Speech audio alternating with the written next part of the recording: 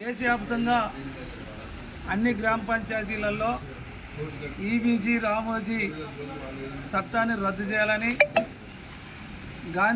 మహాత్మా గాంధీ జాతీయ గ్రామీణ ఉపాధి పని అమలు చేయాలని 2 పుట్టుల చట్టాన్ని రద్దు చేయాలని అడిగిన వారికి అందరికీ పని ఇవ్వాలని పెండింగ్లో ఉన్న బిల్లులు వెంటనే ఇవ్వాలని ఈ రోజున సారపాక మేజర్ గ్రామ పంచాయతీ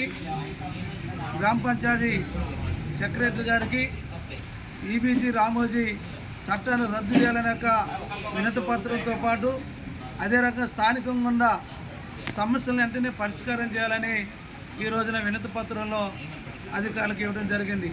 కేంద్రంలో ఉన్న బీజేపీ ప్రభుత్వం జాతీయ గ్రామీణ ఉపాధి పనిని పూర్తిగా ఉపాధి కార్మికులకు లేకుండా వారి యొక్క పొట్టగొట్టే విధంగా చేస్తున్న వైఖరిని మార్చుకోవాలని, అదే రకంగా 125 రోజుల పని కల్పించామని చెప్పేసి సోషల్ మీడియాలో, టీవీలలో, పత్రికలలో భారీ ఎత్తున ప్రచారం చేసుకోవడం, కొన్ని వేల కోట్ల రూపాయలు దాని పేరు మీద ఖర్చు పెట్టడం జరిగింది.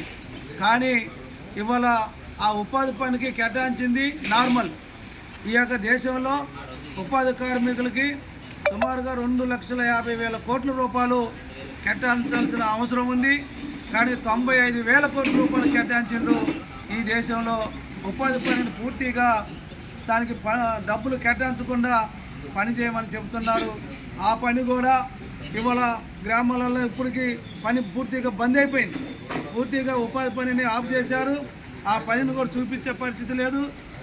ఈ సంవత్సరం సుమారు 30 రోజుల కంటే ఈ సంవత్సరం పనిచేయలేదు ఉపాధి కార్మికులు. అంతేకాకుండా 40% రాష్ట్రాలు భరించాలంట, 60% కేంద్ర ప్రభుత్వం భరించదని చెప్తుంది.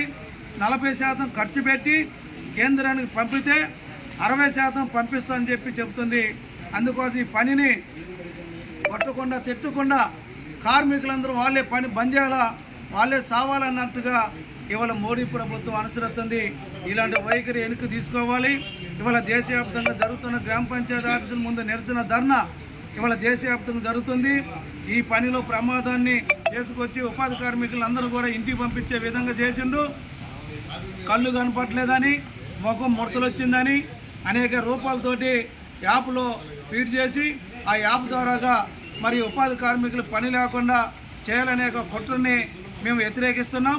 ఈబీసీ రామోజీని చట్టాన్ని రద్దు చేయాలని కూడా ఈ సందర్భంగా ఎక్సా కార్మిక సంఘం అట్లనే సిఐటియు రైతు సంఘం ఆధ్వర్యంలో పెద్ద ఎత్తున డిమాండ్ చేస్తున్నాం,